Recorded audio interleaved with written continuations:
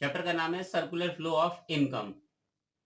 Student से पहले एक बात बता देता हूँ कि मैंने जितने भी चैप्टर के वीडियो फर्स्ट चैप्टर के जो वीडियो डाले थे उन सारे चैप्टर्स के लिए मैंने एक्सरसाइज क्वेश्चंस अपने डिस्क्रिप्शन बॉक्स में छोड़ रखे हैं। आप वहां से उन एक्सरसाइज क्वेश्चंस को कर सकते हैं। तो आज मैंने नया टॉपिक स्टार्ट करना है। टॉपिक है, अभी बताया था मैंने आपको, सर्कुलर फ्लो ऑफ इनकम। ये नेशनल इनकम अकाउंटिंग का सेकंड चैप्टर है। और इससे जो लास्ट वीडियो मैंने आपको बताया उसमें दिया था कि सेक्टर्स ऑफ द इकोनॉमी। तो सेक्टर्स ऑफ द इकोनॉमी कितने बताए थे मैंने आपको? बताई थी चार। कौन कौन सी? Household, firm, government of the and rest of the world.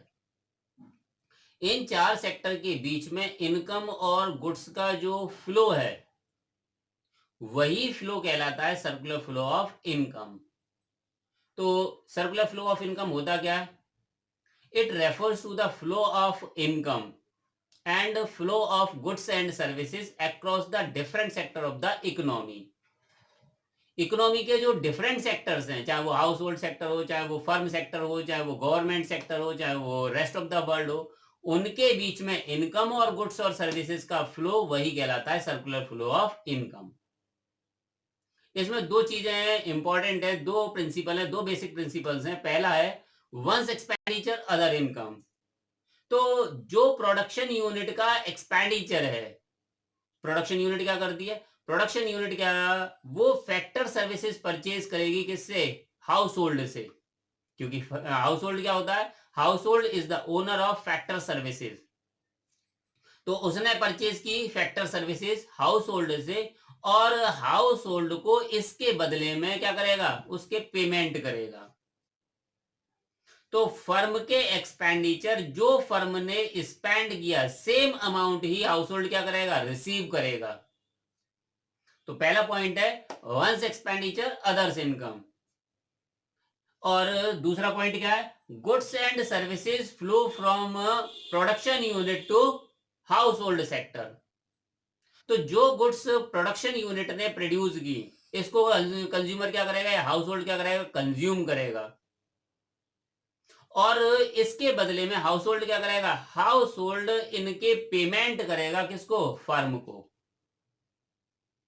तो पहला फर्म से हाउस होल्ड की तरफ चला, दूसरा हाउस होल्ड से फर्म की तरफ चला, यानी कि पहले का इनवर्स है सेकंड पॉइंट।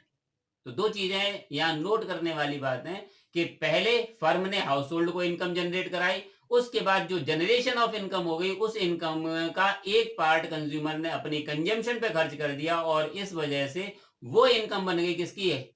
फर्म की। टॉपिक है circular phases of circular flow of income. तो फेजेस होते हैं तीन। पहला कहलाता है प्रोडक्शन फेज, दूसरा कहलाता है डिस्ट्रीब्यूशन फेज, और तीसरा कहलाता है एक्सपेंडिचर फेज। तो पहले में प्रोडक्शन फेज। प्रोडक्शन फेज में प्रोडक्ट को प्रोड्यूस किया जाता है फर्म के द्वारा, और इसके लिए फर्म क्या करती है? हाउस होल्ड से फैक्टर सर्विसेज रिसीव करती है। इसके बाद उस फर्म के द्वारा फैक्टर्स को जो पेमेंट दिया जाता है वो डिस्ट्रीब्यूट होता है among the various factors of production. Land को रेंट मिला, लेबर को वेजेस मिली, कैपिटल को इंटरेस्ट मिला, और मैनेजमेंट को सैलरी मिली। इसके बाद जब इनको ये इनकम रिसीव हो जाती है, तब हाउस होल्ड क्या करता है? इस रिसीव्ड इनकम को अपने सेटिस्फेक्शन के लिए क्या करता है? बस कमोडिटीज को परचेज करता है, सर्विसेज को परचेज करता है। तो जब इनकम रिसीव हो गई तो उसने इसे क्या कर दिया? खर्च कर दिया, स्पेंड कर दिया फॉर सेटिस्फेक्शन।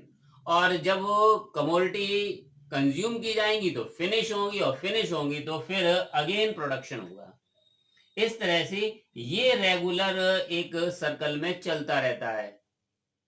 पहले प्रोड्यूस हुआ, फिर इनकम जनरेट हुई, फिर इनकम से एक्सपेंडिचर हुए, एक्सपेंडिचर से कमोडिटी फिनिश हुई, फिनिश से फिर प्रोडक्शन होगा, और ये एंडलेस प्रोसेस है।